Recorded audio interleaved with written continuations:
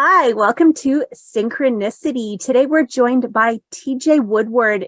TJ is a revolutionary recovery expert, best-selling author, inspirational speaker, educator, and addiction treatment specialist who has helped countless people through his simple yet powerful teachings.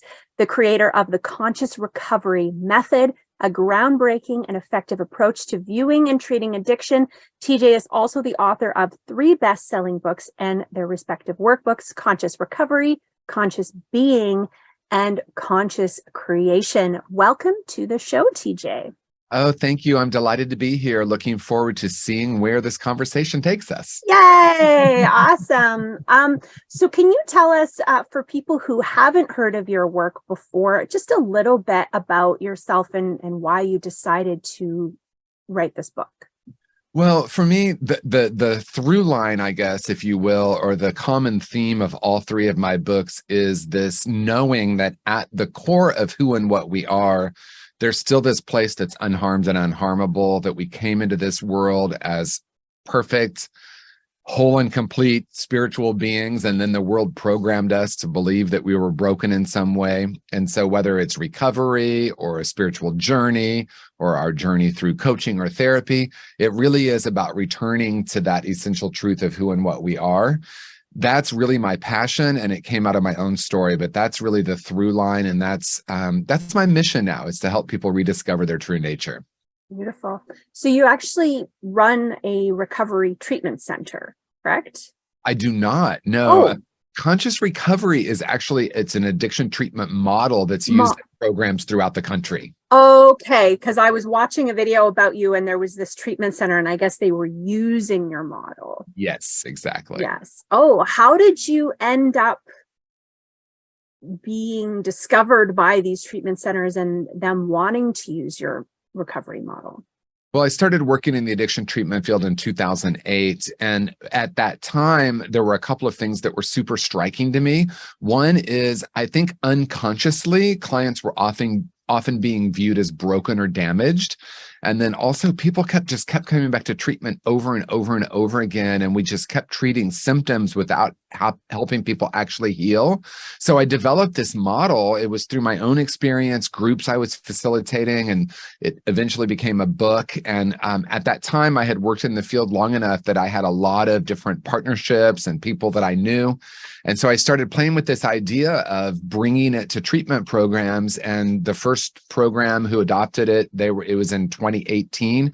And it's really just taken off since then because it offers an additional tool for treatment programs to help their clients. And, we're in the midst of this really acute mental health crisis and addiction crisis in our country and in our world. So I think any tool, one like mine, has been really welcomed and well received by treatment programs. Beautiful.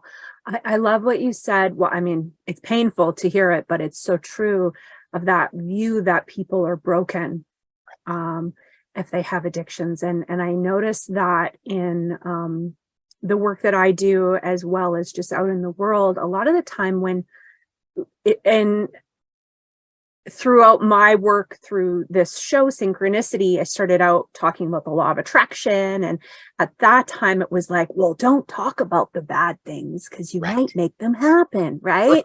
And so then we were like, well, then we've got to repress them and pretend, that we're doing okay. And it's still, even though the idea of trauma is much more commonplace, it's part of popular psychology now, it seems like a lot of people are still really uncomfortable with anything negative. Like if I'm having a bad day, it's like, oh, I don't want to hear that you're having a bad day. I only want to hear the good stuff. Do you have any thoughts about why that is, or what your experience is in observing that? Yeah, I mean, conscious creation is basically everything you're talking about. I was part of a New Thought community. I was part of a couple different communities, one in the early 90s in San Francisco, and then another one in the early 2000s. And it was very much what you were saying. It's like, oh, we don't talk about anything we consider to be negative. We really just move to all the positive. And there's something really useful about that. And even the law of attraction, at its root, it really is much deeper, but the way many people use it is much more on the surface, right? So it's only focused on the positive. But you said it so beautifully. What happened for me, certainly in my own journey, what happened for me is I was repressing. I was pretending like the shadow work, if you will, the trauma, the shame that I was experiencing, that didn't really have a place to, be brought into the light. And so I think collectively, we are aware now that there's something much deeper here. The law of attraction, yes. And in addition to that, we do the deeper healing. When it comes to mental health and addiction, I think a lot of clinicians have been trained, for example, to only look at symptoms and behaviors. So this idea of kind of like looking at what we see on the surface, we are in the midst of a much, much deeper approach now. And I think it's true that, even, sort of in the popular psychology and the zeitgeist of today, we are talking about trauma and shame a lot more, which is very encouraging to me, as strange as that sounds, because then we can actually heal instead of just continuing to, sort of look at what is outpictured or what we manifest, right? We're really, something much deeper is happening now. Absolutely. Yeah. One of the things, so I teach dialectical behavioral therapy skills in the work that I do, and I've been in DBT therapy myself. And there's times to push those emotions away and distract ourselves and just change our focus. But there's also times when it's really important to sit with that. And like the saying goes, you've got to feel it to heal it. If we're only ever distracting and ignoring and avoiding, we don't actually move through it and we don't overcome it. That's right. And I love the way you're talking about it, because all of these different tools we use are useful. And then there's also this deepening or this other approach, which is not only do I because in some of the models, it's opposite action, or we might say act as if. We hear that in recovery circles sometimes. Distract ourselves, go from unhealthy to healthy emotions. We could do an entire conversation on that, because is there any such thing as a negative emotion? Some would say yes, but the truth is, if we actually allow ourselves to sit with and experience what's there, we move through it. A very small child innately does this. They feel very deeply. They let us know exactly what they're feeling. And then if we allow them to be present with that, then they move through it and they go back to their homeostasis, which is joy, right? And so in my experience, our natural state is joy. That doesn't mean we're always experiencing that necessarily, but when we allow ourselves to experience all the other things, right? Not the negative things, but just whatever's present, we actually, they organically move through us. There's information there. And that really is this deeper healing that we're talking about today. That brings up a memory from childhood. I was about 9. And I had been put up for adoption and was with this family, and they had a little boy who was about 5. And I would see him throw a tantrum and right. And then he was fine. Right. And in my 9-year-old, already traumatized, repressed brain, I saw that. And I was like, the fact that he can just let it out and move on, that means he was faking it. He was just doing it for attention. Right. Right. And God, I'm going to tear up thinking about it, because I hear this in my work so often, is when someone acts out, oh, they're just looking for attention. Right. Right. And we're trying to get a need met. We're trying to express and be validated. Right. What do you want to say about that? Well, I mean, everything you said is so touching to me too, because I also remember being really young. And at age 7, I actually have a very clear memory of closing down. It was like everything became too painful, right? And I don't know what my brain as a 7-year-old was saying about that, or what I was thinking, but there was a sensation of I needed to protect myself, right? And I think that there's truth to that.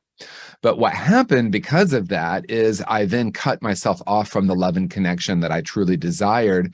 And I also started, playing this tape. I'm not good enough. I'm not worthy. I'm not lovable. And also, as you said, I also decided that, I can't be so sensitive. I can't be so emotional. the phrases that come to mind are, if you're going to cry, I'll give you something to cry about. Go to your room and so you can stop crying. Here's a piece of candy.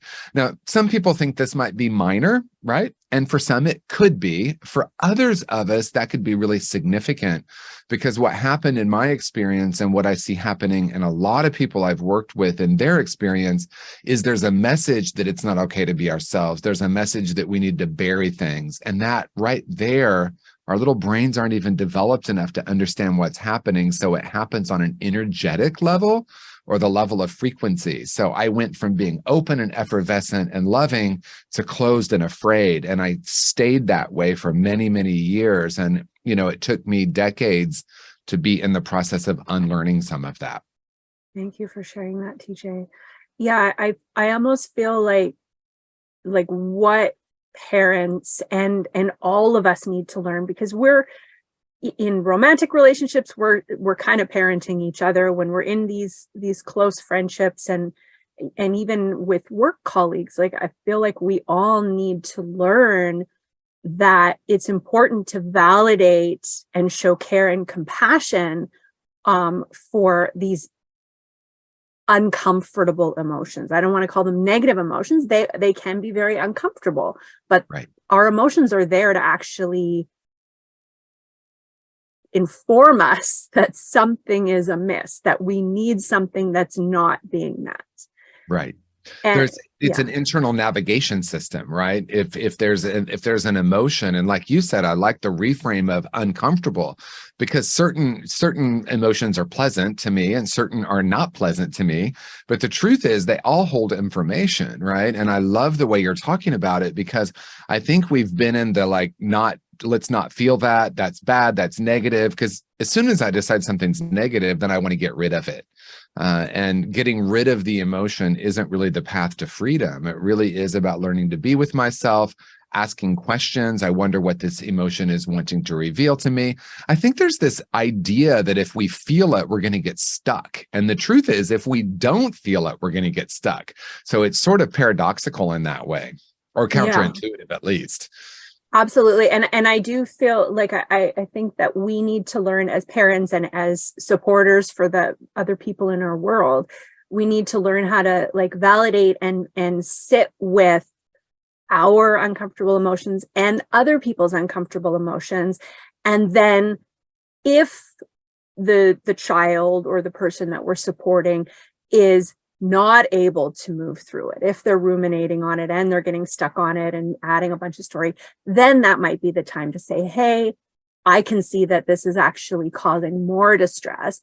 How would it be if we do something to distract? But not immediately going to, okay, we got to change the subject because this is uncomfortable for me, or I'm worried if you share your emotions, you're going to start crying and you'll be unconsolable, and then I won't know how to handle it, right? That, I think a lot of it comes from people are pushing it away because they can't handle sitting with that emotion. I would say probably about 100% of the time, right?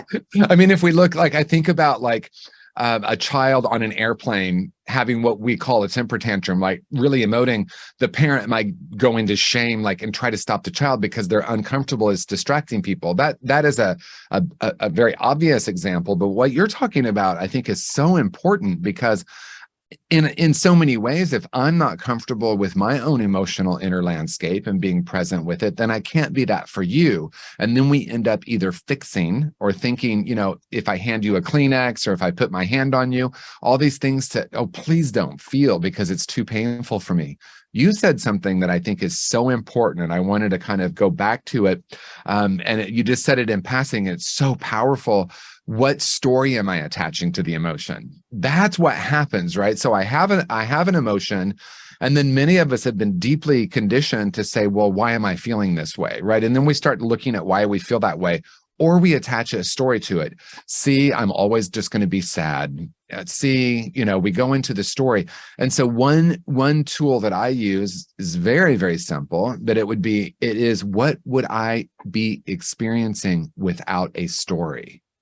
Right. To look at what the sensation is and notice the mind wanting to either go into fix it mode, get to the root of it, distract myself, and just be present with it. It's something that's happening in my body. And then I can ask questions like, I wonder what's wanting to be revealed. What might happen if I sit with this, even if it's for 1 minute or 30 seconds? For some of us, that's like an eternity, because many of us have spent decades running away from the emotions. Mm-hmm. And gosh, that brought up a thought. Like, I kind of think that part of the reason that we start telling stories about the emotion is because our society or our childhood, we've been so invalidated so many times that we need the story to justify our feeling.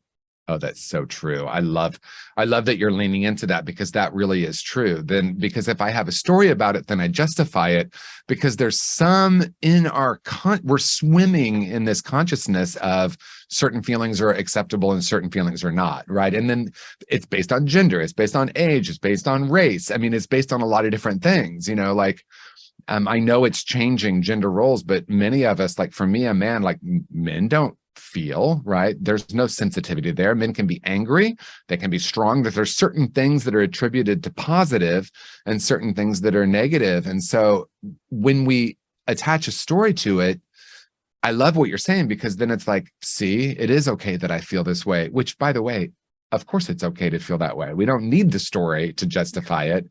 The issue, though, is we end up trying to figure it out. We go into our mind. We try to, and I love the models like DBT and CBT and a lot of the models. And sometimes they end up being cerebral, right? Like, let me change the narrative. Let me change the story, which of course can be useful, but it's like, okay, but there's something deeper here. And that deeper for me is, I decided this at such a young age that it's buried deep in my unconscious. So it's not just about changing the narrative. That is useful, but it's actually going back and becoming curious about when that originated and what has been the impact in my life from that moment on. Mm-hmm. So TJ, it sounds like your opinion, and correct me if I'm wrong, is that it is important to go back and actually analyze the root of it, whereas some forms of therapy are more focused on the here and now and building the skills to move forward, and they don't actually go back into that repressed trauma. What are your thoughts on what's been most effective for your observation and experience? Well, it's so interesting, and I'm so happy you asked the question, because what I'm not saying is that we must go back and re-experience every traumatic event we've ever had, because it is about what's showing up now. Bessel van der Kolk, I love what he says, a trauma doesn't show up as a memory, it shows up as a reaction. So it's happening in real time, but it's happening in real time based on something that happened in the past. And for many of us, we're not even aware of it. So we might be on Twitter, and we get activated, right? Formerly known as triggered. I don't use the word trigger. And then we must respond, right? We must react because these people are wrong. And that's sometimes, not always, but sometimes a trauma response. So it's a nuanced conversation, because what we want to be curious about is what's happening in real time. What am I noticing? What's the reactivity? Where is this in my body? Again, Bessel, the body keeps the score. What we want to do is say, when did this originate? Not to go back and re-experience the trauma. And here's the key. It's less about what happened and more about what we decided about what happened that creates the experience of now, the reactivity. We're not minimizing what happened, but sometimes we think, if I could just remember exactly what my second grade teacher did, right? We're in the blame of that. But instead we want to say, I'm noticing that I get really reactive around this particular thing. I wonder where this originated. If I can remember a time that something happened and I decided something about myself and the world, that's the point of power, because we can start to work with that. So when we can, sorry, did you have more to say? No. Okay. So I mean, always, but it sounds like what you're saying is that we kind of need to inquire. It was reminding me of Gabor Mate's compassionate inquiry. So we kind of need to inquire of, like, where is that coming from? Because the origin of that is connected to a belief that we have about ourselves or the world. That's right. And in conscious recovery, I call it core false belief. And the reason I add the false is we want to acknowledge that these are lies that we picked up about ourselves with very limited information. The brain of a young person, and I don't know all the levels of brain development, but I do know that very important age, something like 3 to 8 years old, we have very concrete thinking. One of my parents is happy, I must be a good child. One of my parents is angry, I must be bad. It doesn't need to be logical because our brains aren't even developed. So we develop the shame, we bury it, it becomes concretized in our unconsciousness.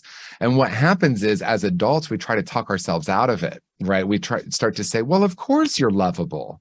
Dad having affairs with other people didn't mean you were unlovable. That was about him. Yeah, okay, I understand that as an adult. But as a 4-year-old, as a 5-year-old, there's something much deeper here. And so if I can go back and start to, and I love that you use the word inquiry, right? Because we want to start becoming curious about it. I'm not trying to talk myself out of the decision. I'm becoming aware of it. I'm becoming aware of how it feels in my body. I start asking open-ended questions. What happens when I believe this? What would it be like to be free? What else is possible here? But not from the place of the adult, really from a place of tenderness with the inner child, that young child that lives within us that can be causing this reactivity.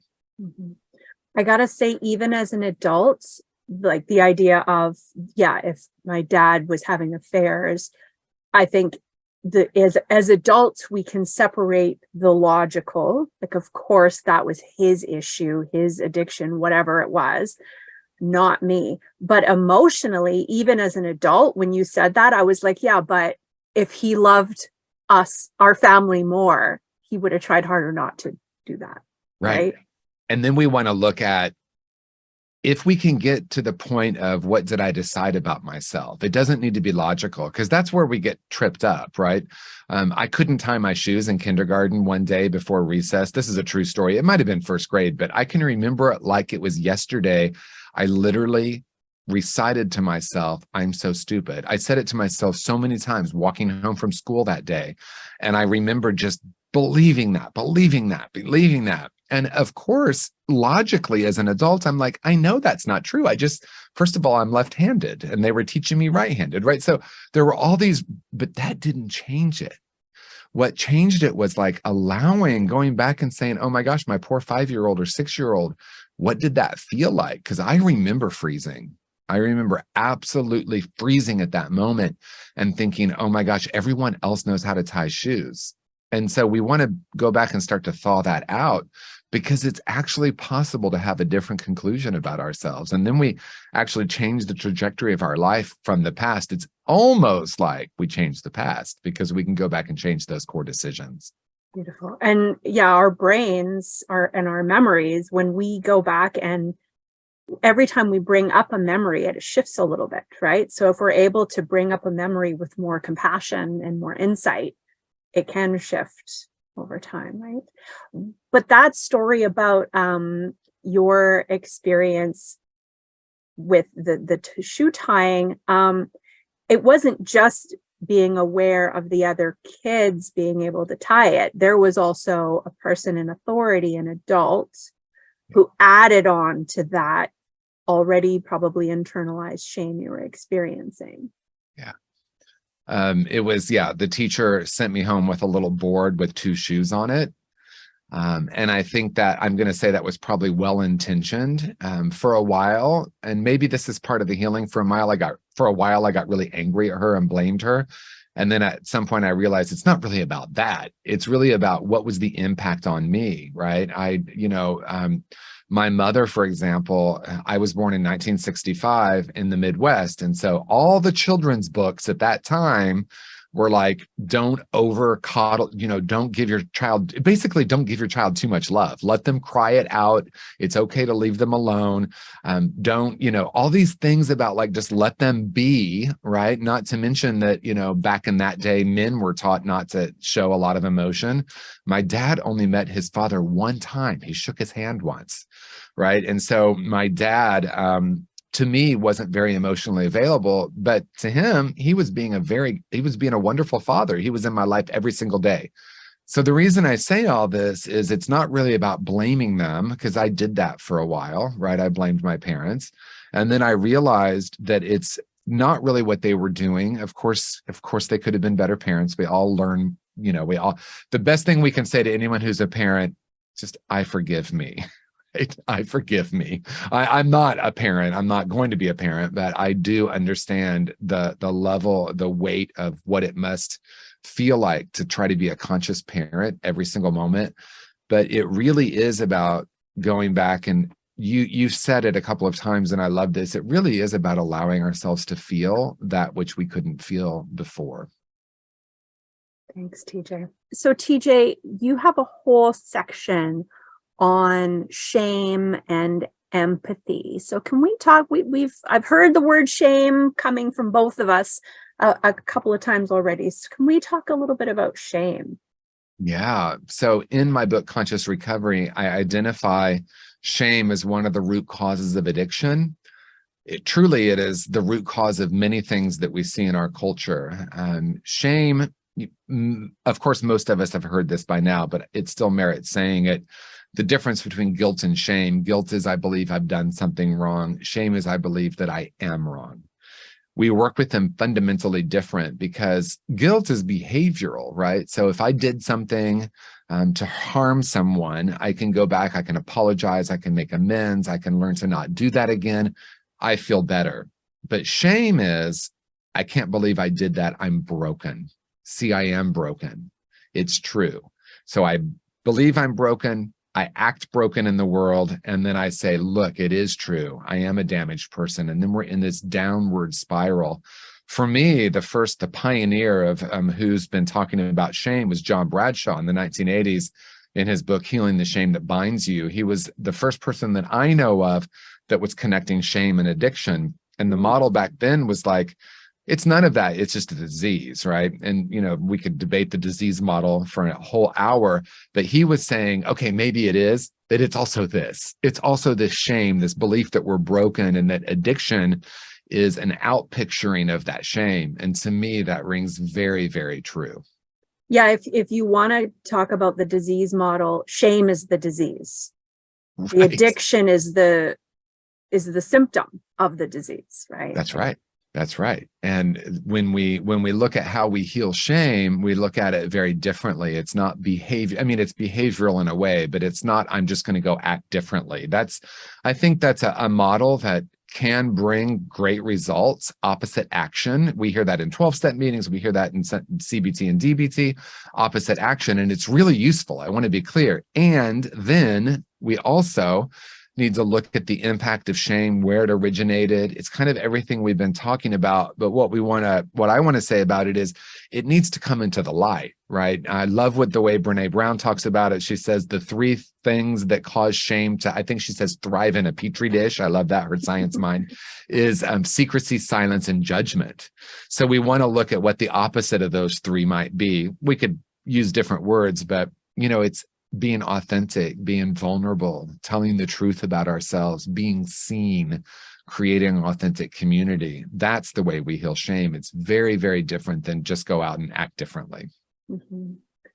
Oh, this is bringing up so many thoughts. I don't even know where to take it, but I'm just enjoying this conversation so much, TJ.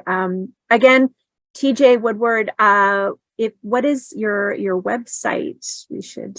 tjwoodward.com, or Instagram is tjwoodward_. That's a great place to find everything too. Beautiful. And the book is Conscious Recovery. I love the little bird cage. Oh, thank you. Sure. Yeah. There's a great story with that. Someone went through the conscious recovery process, and reached out to me and said, I do graphic design and branding, and I would like to offer you a branding package. I have this image that keeps coming to me with your book. And the first edition of Conscious Recovery had a very different image, and he created all of this for me because of the impact it had on his life. So not only is that, I think, an image that really, I think, speaks to conscious recovery, this idea of freedom, but it came from someone's personal experience with the work. So I absolutely love it as well. Oh, that's so beautiful. Isn't Thank you that, I for love sharing. that. Yeah, he's such a Yeah, great guy. it adds even more meaning to anyone who's looking at the image now that they know the story. Um, so when we talk about shame, like that's another thing. I work in mental health and substance use services, and there's all of these, like, it seems like there's all of these conflicting ideas, and there's the what the evidence says, and then there's what our all of our past histories and beliefs and all of the shame and the judgment that all of the professionals come in with, all of our biases, the clients and patients, their biases and judgments, the families, all of it is just kind of all like intermingling. And it almost seems like there's progress being made, but it seems like there's a bit of struggle. I'm so glad there's some treatment facilities that are using your model. But there's a lot of, like, there's the harm reduction model, then there's the forced abstinence model for people who maybe are being held against their will in some cases, right? And then there's the shame. So we're supposed to be talking about our feelings and talking about our symptoms and our experiences and our trauma, but a lot of the time people are so uncomfortable with it, or there's this focus on safety, which absolutely is important. So one example is someone who's having feelings of hopelessness and maybe thoughts of suicide, right? And if you're getting mental health treatment, that's supposed to be the safe place to say, hey, I'm feeling hopeless and the pain is so much that it makes me not want to live anymore. That Right. should be a safe place to say it. But because we focus so much on the immediate safety, it's often the result is that it's actually not safe to say that, because then everybody's like, oh no, we got to make sure now you can't go anywhere, and we got to watch you, check on you every 15 minutes, you know. So I don't know exactly what my question is, but what are your thoughts on all of those conflicting priorities? Well, you are now like singing my song, right? Because this is the mission and the passion of conscious recovery. You started by talking about biases and judgments, right? And so as clinicians or counselors or techs or nurses, anyone, working in mental health or behavioral health, we do bring our own biases into it. And you also touched on something that I think is at the root of this, and this is really my purpose and my mission. If I haven't healed my own trauma, it's very difficult for me to be present with someone else's. And maybe a more accurate way of saying that is, if I'm not in the process of healing my trauma, there's not a finish line. I don't get to like, yay, I'm all healed now. But if I'm in the process of healing, I can be present with someone else's without going into the reactivity of like, I've got to keep this person safe. Working in the addiction treatment space, a lot of times we say, well, we're a short-term care program. We don't address trauma. We just stabilize them and give them the tools they need. And although that logically makes sense, what about the people who keep coming back to treatment 5, 6, 7, 8 times? And then we say to them, what are you going to do differently? Or when are you going to surrender and just do what we tell you you need to do? And so my deeper work with conscious recovery is I go into treatment facilities and I don't teach about what it means to truly be present and hold space. We actually experience it. And we begin to recognize, not do I have biases, but what are they and how are they affecting this field? And when I say field, I'm talking about the field of presence. The foundational principle of conscious recovery is underneath all addictive behavior is an essential self that's whole and perfect. So if I've been trained to diagnose and treat, and you're talking with me, yeah, God forbid, if you say you feel like you might not want to be on the planet, oops, alarm bell, 5150, which means, we basically lock them down for 72 hours. That would be at the most extreme, I would say, but it signals something within us. And as you said so beautifully, that's not safety. Conscious recovery, I identify the first step of recovery as safety, once we've identified the root causes. And so as a clinician, if you're talking and I'm supposedly listening. But while you're talking, I'm nodding, but in my mind, I'm diagnosing you or coming up with a treatment plan or thinking I know that I'm not truly present with you. And being truly present with someone is being co-curious. That's the first time I've ever used that term, but being co-curious with a client is let me help them access their own inner wisdom. They're the ones that have the answers within them. It certainly doesn't mean they can do it alone because they're in front of me for a reason. People come to treatment at their most desperate and painful time of their life. We're there to serve them, but we're not there to fix them. That's a very, very different way of being with someone. And to me, as you've said, this idea that we just keep putting on Band-Aids and keep, treating the symptoms, there's something much, something's wanting to emerge here that's very different than that. Mm-hmm. Thank you for that. And also when it comes to going back, cycling back into the system again, each time that happens, there's more trauma because the trauma of all of what transpires while you're in active addiction, the trauma of getting the treatment, whether it's safe or not, sometimes it's involuntary. And then when there's a lot of substance use, it can actually change the wiring of the brain. So each time people go through that cycle, like we need to be able to support people in, hey, this is your first time accessing help. Let's make it a safe experience so you're not avoiding it for the rest of your life and drowning your sorrows in your addiction. That's right. And you didn't quite say this, but as you were speaking, I was reminded of a very simple way to say it, and that is shame doesn't heal shame. And specifically in the addiction treatment models, and sometimes in the mental health models, we're adding shame unconsciously. What's wrong with you? We tell people, I don't want to get too technical, but the DSM is something that we look at to identify what a person's diagnosis is. And it's intended to help people, but it's 100% based on symptoms. It's not based on any kind of biological testing. And all of that's great, right? Because the behavior helps us see what might be going on. What happens, though, is we often stop at the behavior and we label it as a disorder. And sometimes we tell them it's organic and biological, and it might be, but it also might not be. There's not this one answer. If you look at traditional, like going back, the recovery models, I mean, when I got sober in 1986, this is literally what I heard people say: sit down and shut up. You don't know anything. Your best thinking got you here. This is the last house on the block. You're going to die if you don't. Well, maybe you just haven't hit bottom. I mean, these things that are so aggressive, and the energy is still in the field of behavioral health. It's still there. There's still an idea that this person is disordered. There's something wrong with them, and I need to fix them. And that paradigm adds more shame to the shame. What we want to do is add light. We want to bring light to the darkness. We don't want to bring more darkness to it.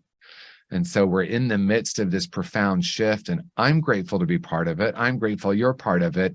I feel like in the last 10 years, we've been coming out of the closet. I mean, really, like clinicians I know are like, wait a minute, there's something else happening here. It's not just all this biological and behavioral.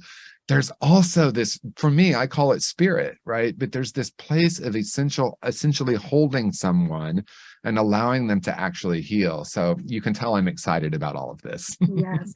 And there's, I'm rephrasing what you said about what the root of conscious recovery, but there's this precious being inside that is whole and perfect. And we're calling it a disorder, but it's really just the layers of the world and the trauma and our hurts that are covering it up. And we need to start opening that up and removing the layers of pain and shame. Yeah, and exploring them, right? Because in conscious recovery, I call them brilliant strategies instead of coping mechanisms, right? They're a brilliant strategy.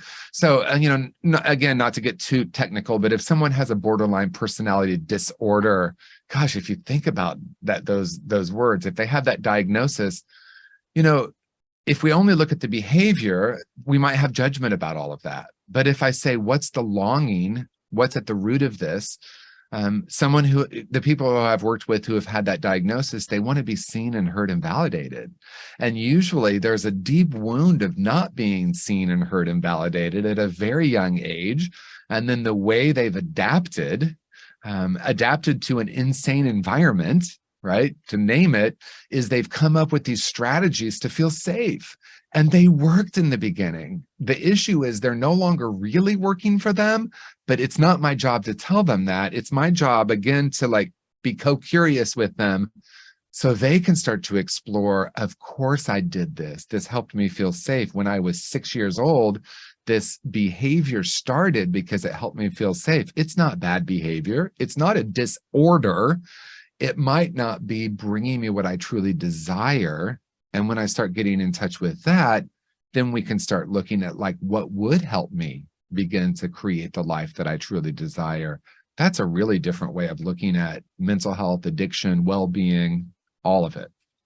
Beautiful. Oh, there's so many directions we could take this. When you bring up the diagnosis of borderline personality disorder, and you were talking about the DSM earlier, I noticed the thought coming to mind is that they have the DSM, which the purpose of that is to know what treatments might be effective.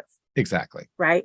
But then it gets into popular psychology. And now on Twitter, we're calling everyone a narcissist. Exactly. And I'm sure I qualify. That's for sure. Right. Yes, that's right.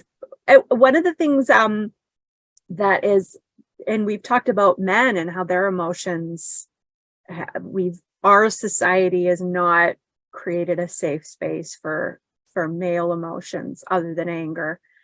And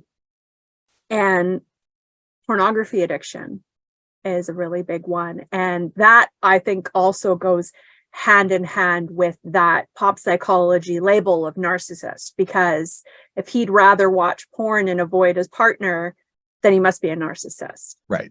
So right. I'm wondering if you've come across any of that, or you have thoughts on that subject. Yeah, so many layers. I mean, the whole conversation of narcissist and empath, because that's usually what we attach. I'm the empath and they're the narcissist. So I'm immediately setting up that I'm the good one and they're the bad one, or I'm the victim, right? I want to be clear. I'm not saying that, of course, especially children, we're not responsible for the trauma that happened to us, but we are now responsible for the healing of that trauma, not from a place of self-blame, but when we're blaming the world, we're stuck. And that, seems to be part of the journey. We want to empower someone if we move beyond the label of narcissist, because we just think, if I can remove this toxic relationship, then I'll be fine. So I cut the person and then I go to the next one. This person's going to be different. And then 6 months in, I'm like, oh my gosh, this person's a narcissist too. I cut that person. And we see the pattern. We're not talking about blaming ourselves at that point, even though that's what I did for a long time. And that was very unpleasant. I went from blaming the other person to blaming myself for at least a decade, I would say. The deeper approach here is to say, I'm going to empower myself now to look at what the core false beliefs that I'm holding that have caused me to continue to choose this relationship. And if we want to go even deeper, we want to say, what am I wanting someone to be available for? Because we'll say, why do I keep attracting unavailable people? Mm-hmm. Well, am I wanting them to actually do my healing work for me? Because that's not actually possible. I know you talked about porn, and I didn't want to, I went on that little tangent. I think porn, like anything else, is an outpicturing. We could say it's a brilliant strategy, right? It's managing something. I think about young people, young people that have access online to everything. So we see people now exposed to hypersexuality, if you will, at a very young age. I don't think we've yet seen the full impact of that. There's a desensitization that happens to that. I think this idea that if someone really loved me, they wouldn't watch porn is something you would want to investigate. Let's just put it that way, right? Is there maybe something else going on? I always want to go back to what's the deep longing, what's the deep desire here? And is porn actually getting me what I desire? It might give me like the instant gratification, if you will, just like many things that we might call an addiction. But is it really bringing me what I desire? And if my partner is doing that, see if I can not go into judgment, but stay in curiosity. Mm-hmm. Thank you for that, TJ. And I wanted to bring it back actually to the toxic relationship, because it can be anything, right? So there's the term narcissist, and then there is the, oh, this is a toxic person. And what I find is that, I mean, there are some people, I'm not denying that abuse exists, because it absolutely does. And it can cause harm, huge harm. And when we put it outside of ourselves and we say, well, that person's a narcissist, that person's toxic, and I'm the good guy, Right. we fail to see the dynamic that we create, because there are some people, like I've been called toxic, yet most of my relationships are incredibly healthy and mutually like supportive and warm and loving. And yet to one or two people out there, I'm a toxic person. So, and there have been people that I've labeled as toxic, and then I see them have a relationship with someone else and it's completely different. And it's like, well, why do they treat that person with love and respect and compassion and not me? Right. So I think we need to get away so much from these labels that otherize the person and dehumanize this other person, and look at what is the dynamic that we're sharing. What are the traits that we're bringing out the worst in each other, and how can we either remove ourselves from that, or learn to, like, at least in the next relationship, avoid people who bring out those traits, or learn how to behave differently, so that, like you said with the porn, like, rather than being so reactive about it, if we can be co-curious, then maybe this relationship could actually still be healthy.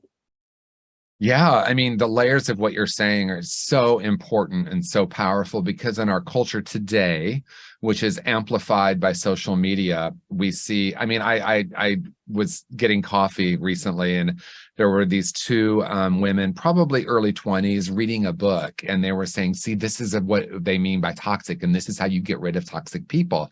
So there are literally books that are saying, this is how you get rid of toxic people. As we've said, and this is more than just a disclaimer, although it is a disclaimer, we're not saying stay in an abusive relationship. Neither one of us are saying that. But what we're saying is that's not the end all and be all, right? And so I'm going to tell it from my own story, because I think my own story really is perfect demonstration of this. I got sober when I was 20. Right before I turned 21, and I had developed a very, very deep shame core and believed I was unlovable. I had these two conflicting core beliefs. One was everyone is going to like me, and the other one is I'm unlovable. And those are so interesting together, right? So I found myself 5 relationships in a row, the first 5 years of my recovery, and these were beautiful people that could not possibly love me, for a lot of different reasons. And I kept saying, they're so wonderful. Why can't they love me? Right. And I was in this victim mode, because here were these beautiful people, and I was just thinking I could reach them. Right. One of them was very addicted. And I thought, well, if he could just, not use heroin, he would love me. And another one was confused about his sexuality, which, by the way, was the theme, right? Because I kept thinking, there's someone. So here, let's break it down for a minute. It's not a thought. It's a frequency. So I believed I was lovable intellectually. I understood that I was lovable. But at a very deep level, I was vibrating with this I'm not lovable frequency, and I would walk into a room and I would unconsciously vibe, if you will, or vibrate with that person to confirm the core false belief. It didn't mean they were bad people. I was literally choosing them to confirm the core false belief. I'm like, oh my gosh, here's a person. He's so wonderful and so handsome and so articulate and so sweet. And then I'd be like, but he can't love me, right? And I thought, well, if he could just love me, I'd be happy. So as I realized after the 5th one, oh, it's not about them, because, staying in that frequency of blame and victimhood is on some level reassuring, if you will, or on some level, it's easier because I can just blame the world. But when I realize that I am accountable, not that I'm to blame, but I'm accountable, then I realize that the true empowerment is healing the core false belief. I don't need to really change the relationships. None of these guys were abusive to me. So if someone's hitting me, yes, get out of the relationship, right? And even if that's the case, that's only the first step. It's sort of like addiction. Yes, the first step is to stop drinking and using, but then we need to explore what's going on underneath that. And so for me, when I started to heal the original wound of I'm not lovable, the frequency started to change and the relationship started to change. And I would love to tell you that it was a moment that I woke up and felt lovable and suddenly everyone in my life was loving and present, but it was a much deeper process and a longer process for me.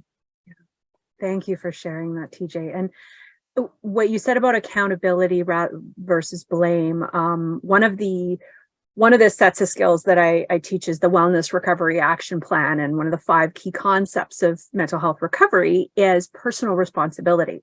So that accountability and that personal responsibility is mandatory if we're ever going to recover in whatever way that looks like for you.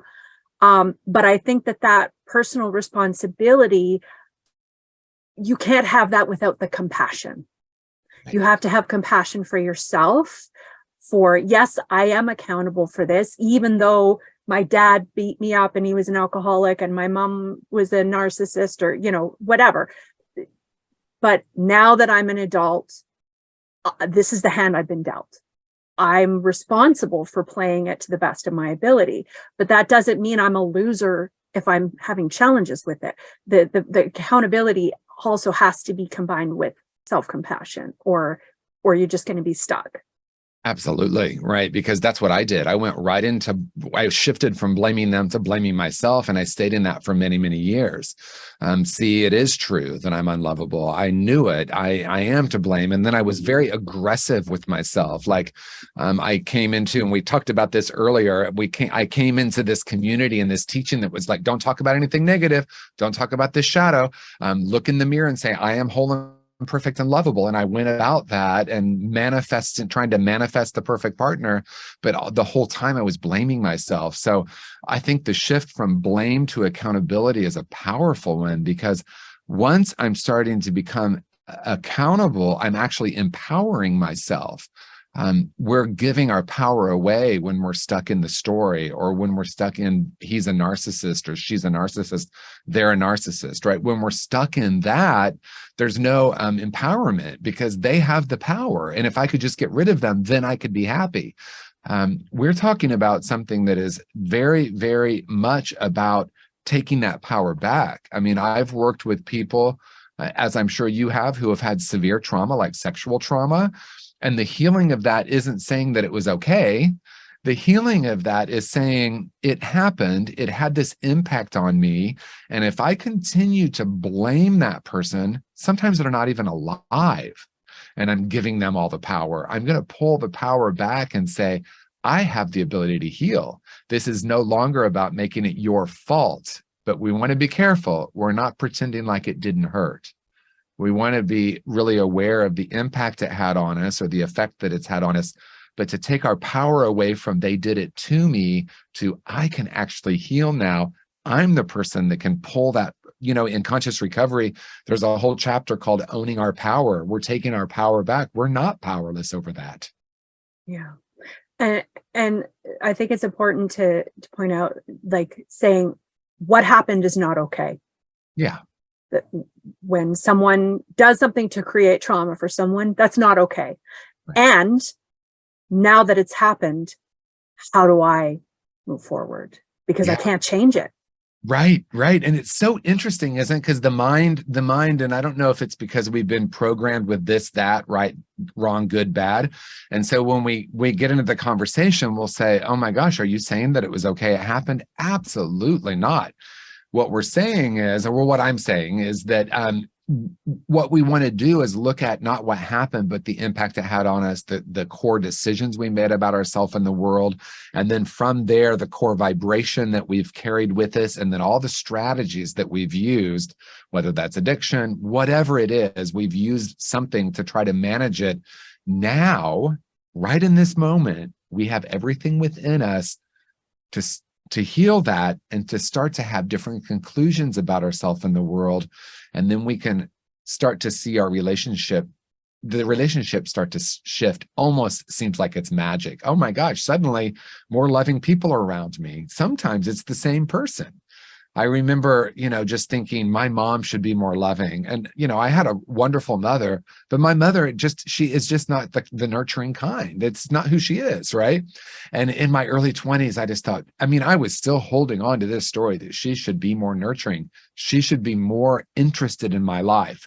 I heard myself say that, and I thought, I'm not even expressing interest in her life. Let me start to shift the core belief I have about myself, those core wounds. Let me start to be curious about her. That relationship had a profound healing. And it wasn't like we had to go back and re-examine everything that she did that caused me harm. It was that I did some of my own personal healing work. I started to offer her what I was wanting her to offer me, and things started to heal.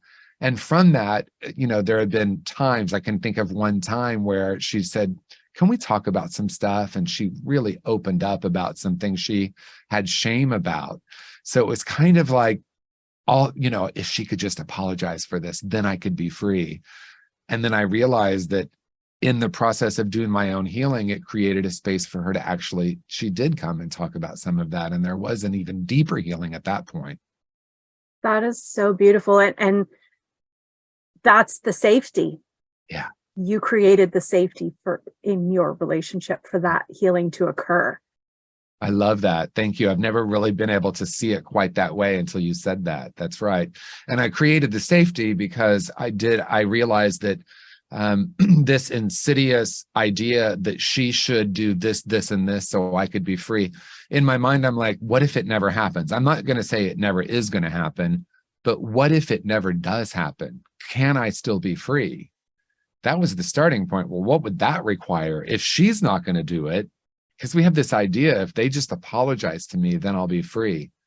And it doesn't, sometimes they don't apologize. Let's start with that. But it also doesn't really create freedom. It can help. But the deeper work here is healing, as I'm repeating myself a lot, but healing those core false beliefs and that vibration, that creates a deeper healing than anything that they're ever going to do for us or to us. Thank you, TJ. Oh my gosh, we could talk for another hour just about this. There's so much, so it's such a rich conversation, but I want to be mindful of your very precious time. Is there anything that you want to add? We're talking with TJ Woodward, the author of Conscious Recovery. You can find him at tjwoodward.com, and I will post links in the description below. But is there anything that you want to leave us with before we close the show? Yeah, I think I want to, two things are coming to mind. One is just gratitude for you. This has been an incredible conversation, and you've created a safe space for us to actually explore this. We've been co-curious. I love that. And the last thing I want to say to anyone watching or listening right now is, if no one's told you today, you're a whole and perfect being. You came into this world as a precious spark of light, and that is still who and what you are. There's a place within you that's unharmed and unharmable. And at any moment, you have the ability to remember and recognize that.